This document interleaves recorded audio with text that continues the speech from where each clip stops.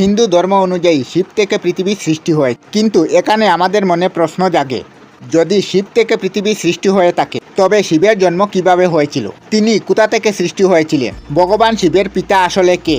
চলুন ভিডিও থেকে আমরা হিন্দু ধর্মের সব থেকে প্রাচীন রহস্যটির সমাধান করার চেষ্টা করি। ভগবান শিব যদি পৃথিবীর সৃষ্টিকর্তা হন, তাহলে শিবের সৃষ্টিকর্তা কে?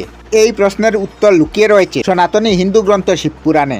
শিবপুরাণ অনুসারে এক ঋষি সরাসরি ভগবান শিবকে এক প্রশ্ন করে বসে, হে দেবাদিদেব মহাদেব, আপনার পিতাকে? এতে দেবাদিদেব রুষ্ট না হয়ে উত্তর দেন, আমার পিতার নাম ভগবান ব্রহ্মা। তখন ঋষি বললেন, তাহলে ভগবান ব্রহ্মার পিতাকে? শিব উত্তর দিলেন, ভগবান বিষ্ণু। এরপর ঋষি কৌতূহলী হয়ে জানতে চান, তাহলে ভগবান বিষ্ণুর পিতাকে? এই প্রশ্নের উত্তরে ভগবান শিব মৃদু হেসে উত্তর দেন, ভগবান বিষ্ণুর পিতা আমি নিজেই। এই উত্তর পেয়ে ঘাবড়ে গেলেন এই ঋষি। তখন ভগবান শিব বুঝিয়ে বললেন, আসলে আমার কোনো আরম্ভ বা অন্ত নেই, আমি একটি চক্রের মতো, যার কোনো সৃষ্টি বা বিনাশ নেই। আমি আমার সৃষ্টিকর্তা। বিজ্ঞানিক থিওরি অনুযায়ী বিশ্বব্রহ্মাণ্ডের সৃষ্টি হয় এক বিরাট বিস্ফোরণ থেকে, কিন্তু এই বিস্ফোরণের আগে কি ছিল?